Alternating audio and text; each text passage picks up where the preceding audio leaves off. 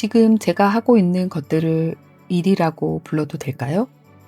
노트북 앞에 앉아서 대본을 쓰고 제목을 고치고 녹음을 하고 영상을 편집하고 있는데도 마음 한쪽에서는 자꾸 이런 질문이 올라왔습니다. 이게 정말 일인가? 내가 지금 뭔가를 하고 있는 게 맞나? 그냥 혼자 애쓰고 있는 건 아닐까? 회사 다닐 때는 일이 너무 많아서 힘들었습니다. 그런데 회사 밖으로 나오고 보니 일이 없는 것보다 더 어려운 건 내가 하는 일을 내가 인정하는 것이었습니다. 안녕하세요. 보통의 강부장입니다. 지난 영상에서 저는 경험을 자산으로 바꾸는 이야기를 했습니다. 흘러간 시간도 정리하면 자산이 될 수 있다. 이렇게 말입니다. 그런데 그 말을 해놓고 막상 제 삶에 적용하려고 하니 생각보다 바로 앞으로 나아가지지 않았습니다. 오히려 제일 먼저 마주한 건 확신이 아니라 자기 의심이었습니다. 오늘은 그 이야기를 해보려고 합니다. 혼자 일한다는 건 생각보다 나를 많이 의심하는 일이다. 회사 안에서는 늘 기준이 있었습니다. 위클리 회의가 있었고, 보고 일정이 있었고, 또한 상사 피드백이 있었습니다. 그리고 항상 초조한 매출 결과가 있었죠. 자료를 만들면 누군가는 빨간 펜 선생님처럼 고쳤고 회의실에서는 누군가가 어려운 질문들도 참 많이 했습니다. 그 기준들이 늘 편했던 건 아닙니다. 가끔은 너무나 힘든 순간들이 많았고 가끔은 회의가 끝나고 나와서 괜히 혼자 작아지는 날도 참 많았습니다. 그런데 퇴사 후 혼자 무언가를 해보려고 하니 문득 알게 되었습니다. 그때의 기준들은 나를 힘들게만 한 게 아니라 내가 어디쯤 서 있는지 알려주는 표지판이기도 했다는 것을요. 회사에서는 좋든 싫든 지금 어디까지 왔는지가 보였습니다. 그런데 혼자가 되니 그 표지판이 완전히 사라졌습니다. 처음에는 유튜브 영상을 만드는 일이 조금 단순하게 대본을 쓰고 녹음하고 편집해서 올리는 일일 수도 있겠다라고 생각했습니다. 그런데 막상 해보니 그 사이에 작은 판단들이 너무 많았습니다. 오늘은 어떤 이야기를 할지, 이 제목은 너무 약하지 않은지, 썸네일 문구는 또 어떻게 만들어야 하는지, 이 문장은 솔직한 건지 아니면 너무 과한 건지, 이 이야기는 시청자에게 조금이라도 도움이 될지 아니면 그냥 나의 넋두리처럼 들릴지. 대본 파일을 열어놓고 한 문장을 썼다가 지우고 다시 썼다가 또 저장만 해둔 날도 참 많았습니다. 파일 이름도 점점 길어집니다. 진짜 최종, 다시. 이름은 최종인데 마음은 전혀 최종이 아니었습니다. 녹음도 그렇습니다. 녹음 버튼을 누르고 한 문단을 읽다가 목소리가 너무 힘이 없나 싶어서 멈추고 또다시 읽다가 이 말을 내가 해도 되나 싶어서 정지 버튼을 누릅니다. 혼자 일한다는 건 자유롭게 하는 일이기도 하지만 동시에 매 순간 제 판단을 제가 스스로 감당하는 일이었습니다. 이번 영상을 준비하면서도 제 안에서는 또 하나의 질문이 올라왔습니다. 내가 이런 이야기를 해도 될까? 나도 1년 넘게 멈추고 시작을 못했었는데 사실 이 질문이 가장 크게 걸렸습니다. 경험을 자산으로 바꾸자, 작게 실험해보자, 나의 강점을 정리해보자.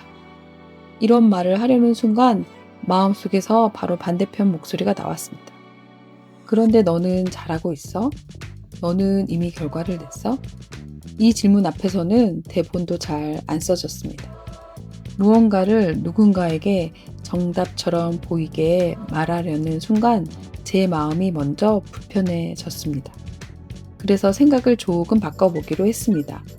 오래 회사 생활을 했고 오래 멈춰 있었고 이제 그 시간을 하나씩 정리해보는 사람이다. 이렇게 생각하니 조금씩 마음의 여유가 생겼습니다. 누군가에게 정답을 주겠다는 마음이 아니라 제가 막혔던 지점을 솔직하게 꺼내보고 그 안에서 찾은 작은 실마리를 나눠보는 것. 그 정도라면 지금의 제가 할 수 있겠다라고 생각했습니다. 지난 영상에서 저는 경험을 자산으로 바꾸는 4단계를 이야기했습니다. 경험, 긍정, 해석, 자산. 그때는 이것을 하나의 큰 방향으로 이야기했습니다. 그런데 혼자 실제로 해보려 하니 가장 먼저 필요한 건 현재 위치를 확인하는 일인 것 같았습니다. 그래서 저는 지금 제가 갖고 있는 흐름을 한 장의 표로 정리해 봤습니다. 이건 혼자 일하는 제가 길을 잃지 않기 위해 만들어가는 저만의 여정표라고 할 수 있겠습니다. 작은 지도에 가까운 것 같기도 해요. 그리고 이 여정표 안에서 지금 제가 서 있는 곳은 두 번째 지점인 것 같습니다. 경험을 자산으로 만들겠다고 말한 뒤 막상 혼자 시작하려 하니 계속 나를 의심하게 되는 구간. 저는 이 지점을 그냥 지나가면 안 되겠다고 생각했습니다. 왜냐하면 내가 왜 멈춰 있는지 모르면 그 다음 단계로 가도 또 비슷한 곳에서 멈출 것 같았기 때문입니다. 회사에서는 오래도록 기획 업무를 했습니다. 마켓을 보고, 고객을 보고, 경쟁사를 보고, 우리 회사가 가진 강점과 약점을 분석하기도 했습니다. 그런데 회사 밖에서 혼자 해보니 정작 분석이 필요한 대상은 제 자신이었습니다. 그래서 저는 회사에서 익숙하게 쓰던 분석 방식을 제 삶에 조금 쉽게 가져와 봤습니다. 거창한 분석표라기보다 혼자 일하는 저를 보기 위한 작은 4칸 점검표입니다. 첫 번째 칸에는 제가 가진 것을 적었습니다. 22년 동안 해온 회사 경험, 기획하고 정리하는 힘, 일상을 그냥 지나치지 않고 보는 습관, 그리고 오래 기록해온 시간. 적어보니 제가 아무것도 없는 사람은 아닌 것만 같았습니다. 두 번째 칸에는 저를 막는 것을 적었습니다. 시작에 대한 머뭇거림, 자기 검열, 완벽하게 하고 싶은 마음, 그리고 느린 성장에 대한 불안감. 세 번째 칸에는 밖에서 열리는 기회를 적어봤습니다. AI라는 도구가 있고 유튜브라는 플랫폼이 있고 한 사람의 경험이 콘텐츠가 될 수 있는 시대가 되었습니다. 그리고 네 번째 칸에는 저를 흔드는 것을 적었습니다. 비교하는 마음, 무가치함에 대한 두려움, 혼자 결정해야 하는 부담. 이렇게 적어보니 조금 선명하게 보이는 것들이 있었습니다. 저는 가진 것이 하나도 없어서 멈춘 게 아니고 가진 것과 막는 것, 그리고 기회와 불안을 한꺼번에 머릿속에 넣고 있었던 것 같습니다. 그러니 당연히 복잡할 수밖에 없었습니다. 머릿속에서는 전부 뒤섞여 있던 것들이 4칸으로 나눠서 자세히 들여다보니 조금 이상한 안도감이 들었습니다.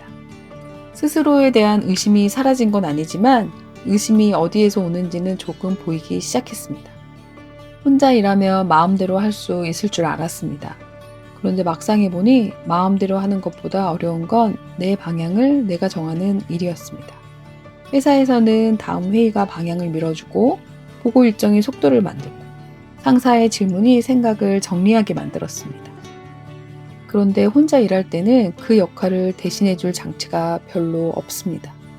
그래서 저는 혼자서 도표를 만들고 질문을 적어보고 대본을 쓰면서 스스로에게 작은 기준을 만들어보는 중입니다. 예전 같으면 보고서에 들어갔을 표를 이제는 제 삶을 보기 위해 만들고 있습니다. 예전 같으면 회사의 브랜드를 설명하기 위해 찾던 한 문장을 이제는 저 자신을 설명하기 위해 찾고 있습니다. 이 과정이 아직은 많이 서툽니다. 하지만 그래도 이렇게 정리해보면 적어도 한 가지는 남는 것 같습니다. 내가 지금 어디쯤 있는지, 왜 멈추는지, 다음에는 무엇을 조금 더 꺼내볼 수 있을지. 혼자 일한다는 건 혼자 확신에 차서 가는 길이 아니라 흔들리면서 내 방향을 조금씩 그려보는 일인 것 같기도 합니다. 이 4칸 점검표를 적어보면서 저는 조금씩 다른 질문으로 넘어가게 됐습니다. 내가 가진 것 중에서 가장 오래 반복해온 것은 무엇일까? 회사에서 그냥 당연하게 해왔지만 회사 밖에서 보니 나의 도구가 될 수 있는 것은 무엇일까?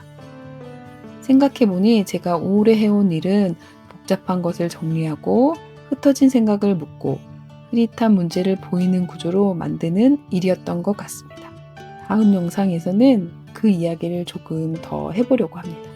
혹시 지금 혼자 무언가를 시작하고 계시다면 오늘은 큰 계획을 세우기보다 이 4칸 점검표를 한번 적어 보셔도 좋겠습니다. 내가 가진 것, 나를 막는 것, 밖에서 열리는 기회, 나를 흔드는 것들. 머릿속에서 뒤엉켜 있던 생각들이 조금은 눈에 보이기 시작할지도 모릅니다.